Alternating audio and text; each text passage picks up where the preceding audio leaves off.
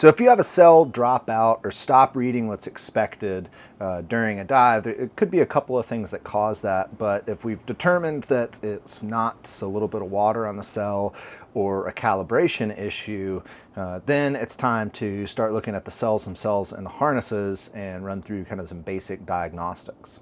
So the other day I had cell number 3H, so the third cell on my HUD, go out. It was reading way, way low. Dill flush validated it was still reading low.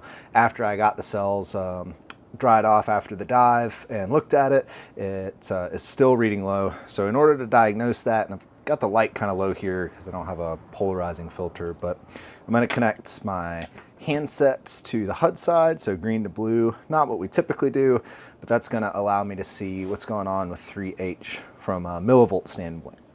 And we're way out of range here in air, way down to 3.7. So this isn't a calibration issue. Something's going on with the sensor itself or the harness. So the way that I want to diagnose that is take this tray off and gently pull the cells out and swap the wiring harnesses, and that'll show us if this good cell right here and this good harness change anything that we see. Undo this screw. Go ahead and get some light for this part. Take the tray out. If you've never looked in here before, we've got our 4 cells with our Molex connectors and these wiring harnesses. They are color coded in here, which we'll take these off here in a minute so you can see what those look like.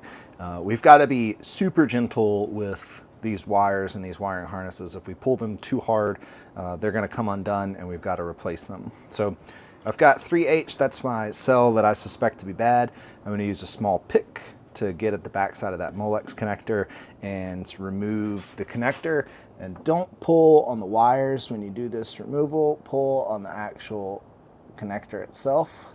So I've got that popped off, and I'm going to do the same thing for cell number 1.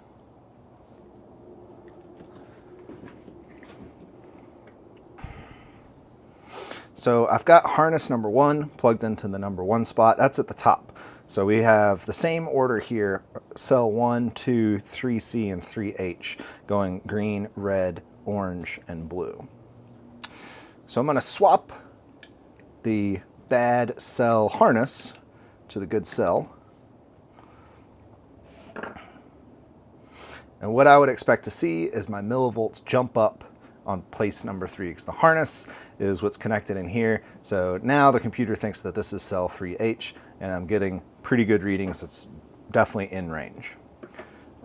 And we'll put cell number 1 there, and back to 3.5. So that tells me that this harness is good. The harness doesn't need replacing. This cell is way out of range, and it's time for it to get replaced. So what we figured out here is that cell 3H is bad. It's reading way out of range. We swapped harnesses from a cell that we know worked, and that harness worked on cell 1 still. So that shows us that the harnesses are good. Now, if we got in a situation where the harness was bad, so when we swapped harnesses, the opposite thing happened. This cell came back to life and this cell died. Maybe something like this happened where a connector came loose or got really corroded. These harnesses are really easy to change, just as easy as the cell is.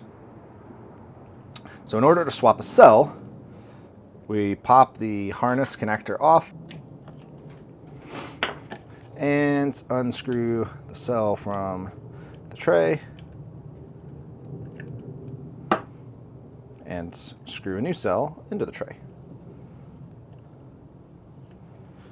Make sure when you install a new cell that it's still within date and that you label when you installed the cell.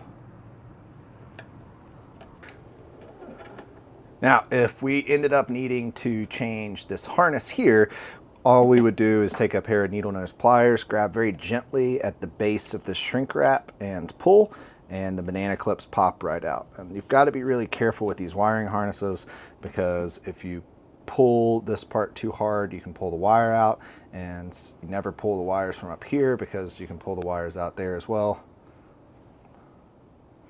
just like that one. So having a couple extra of these harnesses on hand is definitely important. They come in the O2ptima spares kit. At least one of them does. I keep a couple on hand in my Save a Dive kit as well. And whenever I have something funky going on with the cells, I make sure that I swap harnesses to ensure that it is the cell and not the harness. So hopefully that helps when you're diagnosing cell issues on your O2ptima. And if you have any questions, you can always pop me a message. So thank you guys for watching.